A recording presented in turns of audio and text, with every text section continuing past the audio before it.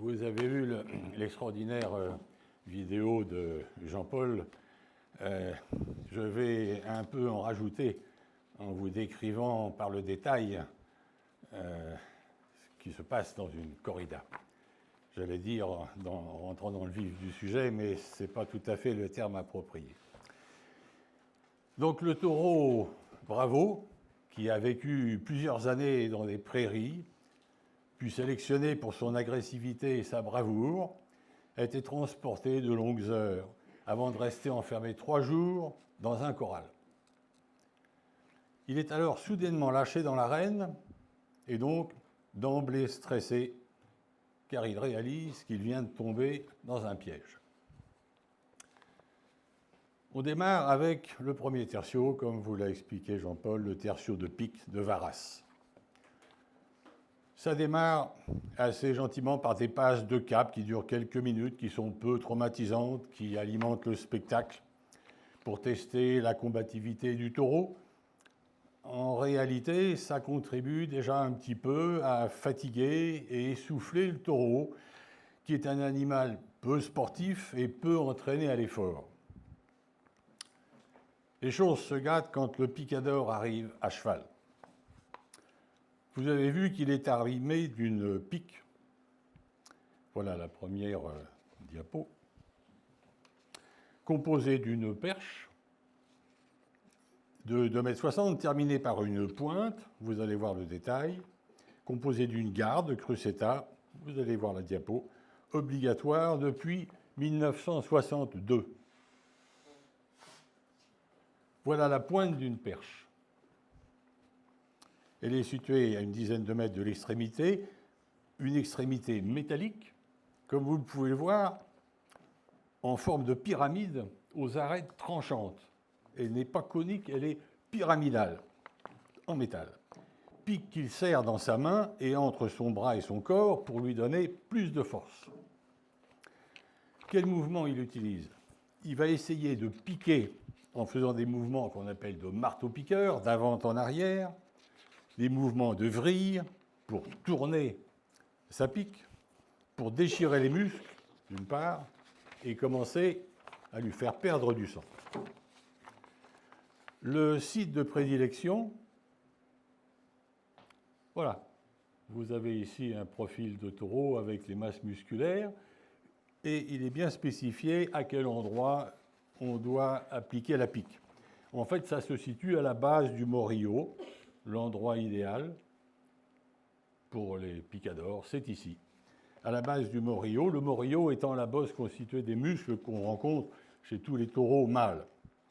Ces muscles sont constitués de muscles élévateurs et rotateurs de la tête et du cou, spécifiques du taureau mâle. La cruse est juste en arrière, l'endroit où les muscles qui reluent les membres antérieurs au thorax, mais les taureaux n'ont pas les bovins n'ont pas de clavicule, donc les muscles qui réunissent les membres antérieurs au thorax se réunissent au niveau de la cruse qui est juste en arrière du morillo. En réalité, la pique pénètre bien souvent à gauche, à droite, plus haut, plus bas. Ce n'est pas toujours exactement à l'endroit de la pique. Quelles sont les sortes de lésions que provoquent ces piques? Il y en a plusieurs sortes. D'abord, des lésions musculaires, du trapèze et du rhomboïde, qui sont les muscles qui sont dans le morillo, parmi d'autres muscles, qui sont des muscles latéraux fléchisseurs de la tête, releveurs de la tête et du cou. Vous allez voir pourquoi. Des lésions ligamentaires, le ligament nucal, où s'en sert la plus grande partie des muscles, situé au niveau des vertèbres cervicales plus bas vers la 5e et 6e, et enfin, des lésions vasculaires qui vont commencer à provoquer des hémorragies. J'apporte une remarque. En 2010, Zaldivar Lacuya, qui est un vétérinaire membre du Collège des vétérinaires de Madrid, a rapporté devant l'Assemblée des députés espagnols que des vétérinaires observateurs ont compté sur des cadavres de taureaux des lésions de 20 muscles sur une profondeur moyenne de 25 cm, de lésions de plusieurs veines, de plusieurs nerfs, parfois des fractures de côte ou d'apophyse vertébrale, ainsi que, comme je vous l'ai dit, des pertes de sang qui vont de 3 à 7 litres pour un taureau de 500 kg, ce qui correspond à 8 à 18% du volume sanguin. Quel objectif est recherché? Eh bien, le but est de détruire ces muscles essentiellement pour que le taureau ne puisse plus relever la tête. Pourquoi? Parce que d'une part, ça le rend moins dangereux avec une tête basse, et d'autre part, l'accès pour l'épée, pour l'estocade, va être plus facile. Donc c'est essentiellement le but du picador, plus les hémorragies. Je vous parle un petit peu du cheval qui est un peu l'oublié de ce spectacle. Il est dressé pour le tercio de pique, il pèse environ 450 kg, c'est un cheval de demi-trait depuis les années 60, avant c'était des chevaux un petit peu plus légers. Il arrive les yeux bandés, les oreilles obstruées pour le rendre moins réceptif. Il est protégé, comme on l'a vu sur la vidéo de Jean-Paul, par un très solide mais lourd caparaçon d'environ 30 kg, composé d'aramide, qui est du Kevlar, c'est une substance utilisée entre autres pour les gilets pare-balles, donc très solide. Il est positionné du côté droit, mais il protège mal les membres, le cou, le côté gauche et pas très bien le ventre. Ce caparaçon est obligatoire depuis un décret promulgué en 1928 par le général Primo de Rivera, ministre du roi Alphonse III, car le public était lassé de voir des chevaux éventrés, ce qui détournait l'attention du spectacle taurin proprement dit. Ce décret fut très contesté à l'époque. Il y a eu beaucoup de polémiques pour s'y opposer. Et Picasso lui-même s'en disait inconsolable.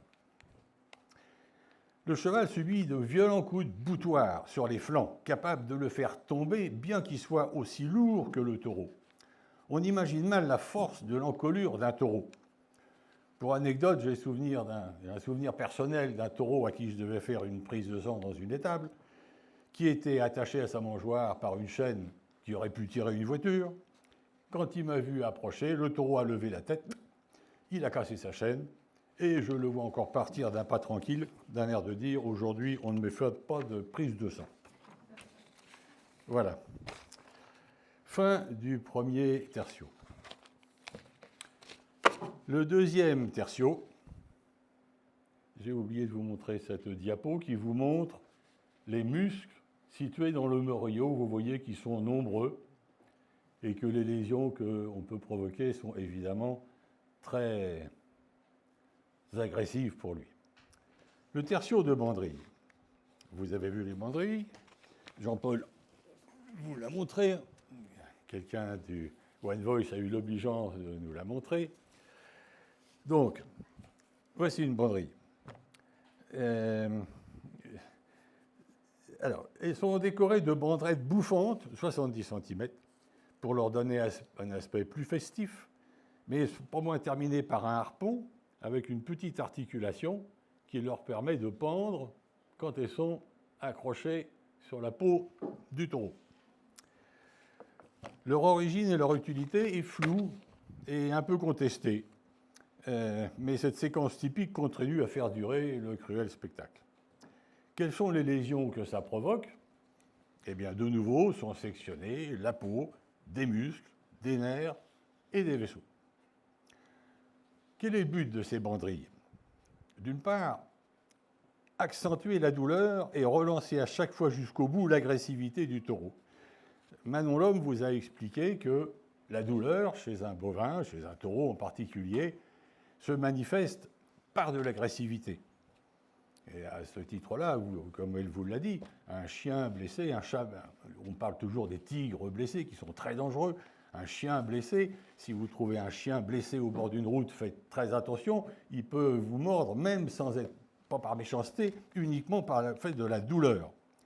Donc cette douleur provoque de l'agressivité alimente le spectacle. Premier but. Deuxième but, le faire encore saigner. Vous avez vu sur la vidéo de Jean-Paul que le sang coule au niveau des banderilles. Ce saignement l'affaiblit en provoquant ce qu'on appelle une hypovolémie, c'est-à-dire une baisse de la quantité de sang dans le corps.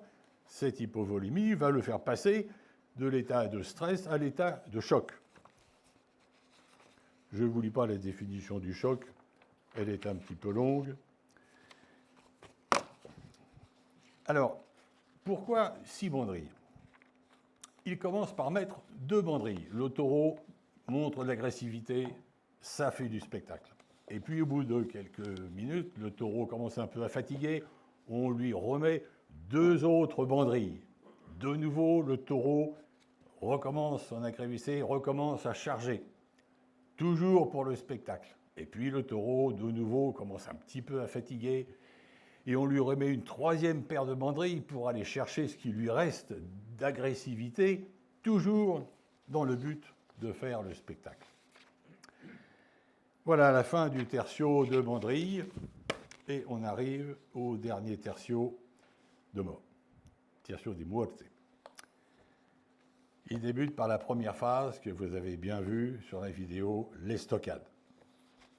À ce stade, le taureau est épuisé, épuisé de fatigue, épuisé de douleur, épuisé d'hypovolémie due aux abondantes pertes de sang. Il a la tête basse aussi à cause des lésions musculaires que le picador lui a fait infliger dans le cou pour lui faire baisser la tête. Elle est effectuée par le matador, qui signifie tueur.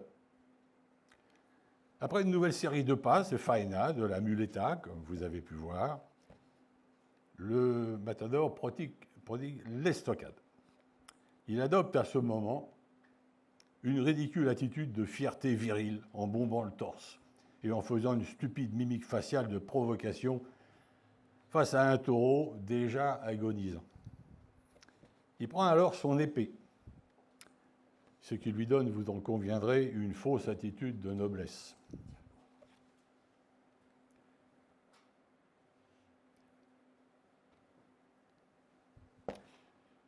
Comme vous l'a dit Jean-Paul, elle fait environ 92 cm de long. Elle est tranchante sur les 2 côtés. Elle est terminée par une forme courbe pour lui faire suivre un trajet précis. Il l'enfonce, comme vous avez pu le voir, si possible, entre la colonne vertébrale et l'omoplate droite, et, si possible, entre le 4e et le 6e espace intercostal.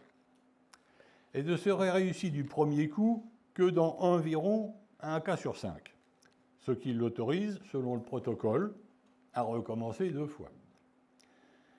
Quand l'estocade est réussie,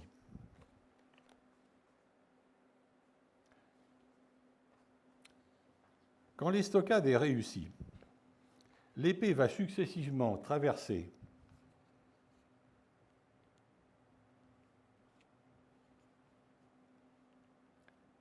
mon poinçon est léger, la peau, là-haut, des muscles du dos, les vaisseaux et les nerfs qui se trouvent sous la peau, et un des 2 gros vaisseaux, ici, voilà, qui se situe juste sous la colonne vertébrale, qui sont soit la crosse aortique, soit l'artère pulmonaire, quand l'estocade est réussie. S'il réussit, ça provoque immédiatement une hémorragie interne brutale qui est fatale en quelques secondes. 20% des cas. Si c'est un échec, donc 80%, l'épée, je vais vous montrer la diapo suivante, voilà. L'épée peut traverser la plèvre, qu'on ne voit pas ici, mais qui entoure les poumons, qui va provoquer un pneumothorax. Ensuite, le poumon droit.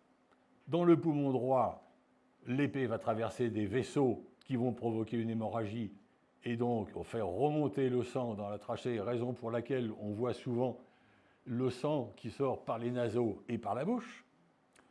L'épée peut continuer son chemin dans le diaphragme, dans le foie, dans l'estomac, quand ce n'est même pas ressortir par le côté, comme vous avez vu sur la vidéo de Jean-Paul. Si le taureau ne tombe toujours pas, ce qui arrive encore assez souvent, alors on pratique le descabello.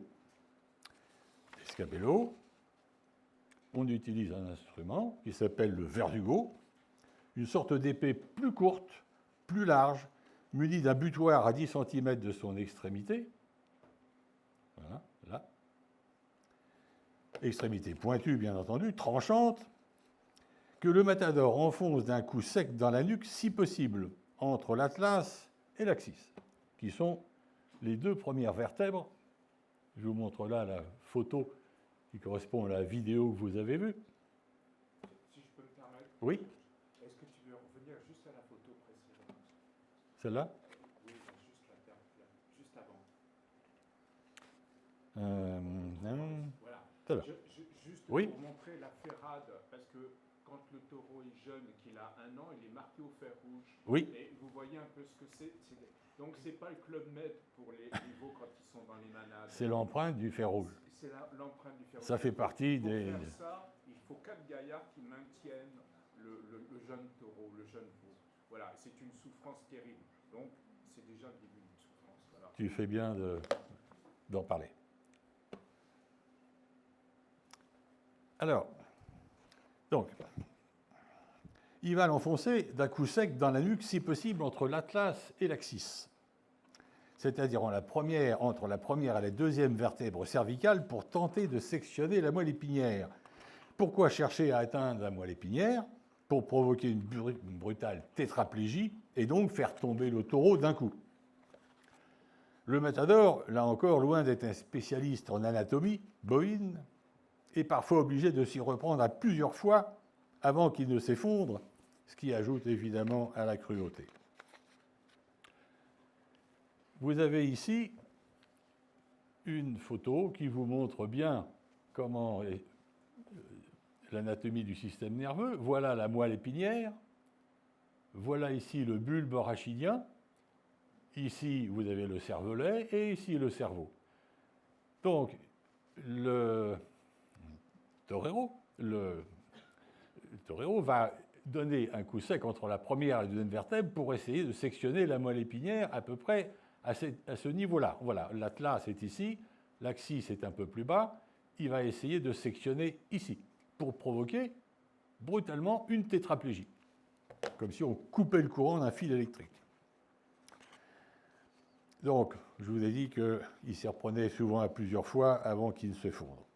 Bref, en général, le taureau finit par tomber. Alors, la dernière étape pour achever le taureau, c'est la puntilla. Pour achever le taureau qui est à terre et donc paralysé, mais toujours vivant, puisque la section de la moelle épinière n'entraîne pas la mort, comme chacun sait, on le voit d'ailleurs en tour très bien respirer, le matador délègue un péon qui prend ce poignard de 10 cm et tente de le planter dans l'espace atlanto-occipital. Donc, je reviens à la photo précédente. Cette fois-ci, il va essayer de le rentrer un peu plus haut, ici, au niveau du bulbe rachidien.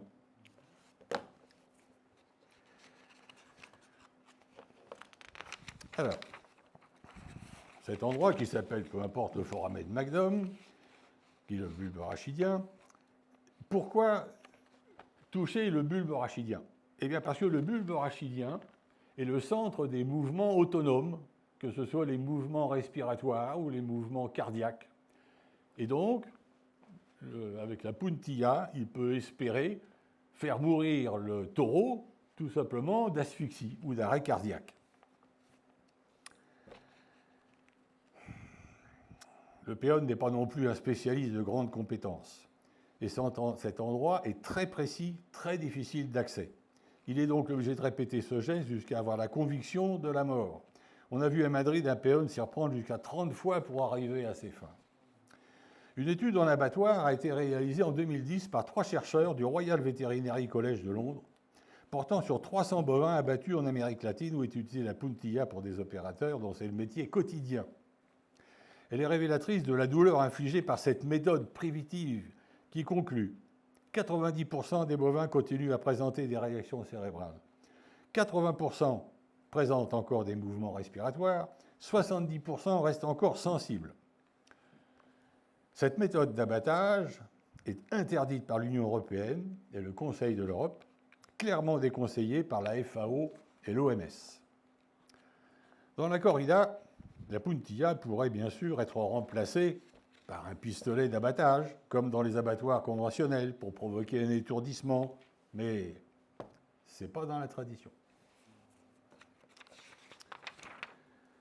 L'inconscience totale, qui engendre la suppression définitive de la douleur, ou la mort, sont difficiles à affirmer. Un autre test de certitude pourrait être utilisé à ce stade. Un test qui est bien connu de tous les vénères praticiens, qui est le réflexe cornéen. Ce test consiste tout simplement à toucher la cornée et voir si l'animal cligne des yeux. Si l'animal cligne des yeux, il a encore une perception de la douleur, il n'est pas totalement inconscient. Si l'animal ne cligne plus des yeux, il a définitivement perdu connaissance. On utilise, nous les praticiens, souvent ce test, par exemple, pour une anesthésie, savoir si l'anesthésie est suffisamment profonde pour qu'on puisse démarrer la chirurgie. Il n'est jamais utilisé dans les corridas, par ignorance ou volontairement, pour masquer la réalité en cas d'échec au public. Cette certitude serait pourtant indispensable avant le dernier supplice, qui est la mutilation que subit le taureau par la section des oreilles et de la queue. Mais ce test n'est pas dans la tradition. La dernière étape, c'est la rastre. Le taureau, qu'il soit inconscient ou pas, est emporté, tiré par des mules, achevé hors de l'arène de manière occulte. Fin de cette corrida. On passe à la suivante, pour poursuivre le macabre spectacle. Ces actes sont, vous en conviendrez, d'une cruauté portée à son paroxysme. Ils sont une réminiscence des jeux du cirque romain, d'une absolue barbarie, et totalement inconcevable à notre époque. Il faut absolument abolir la corrida.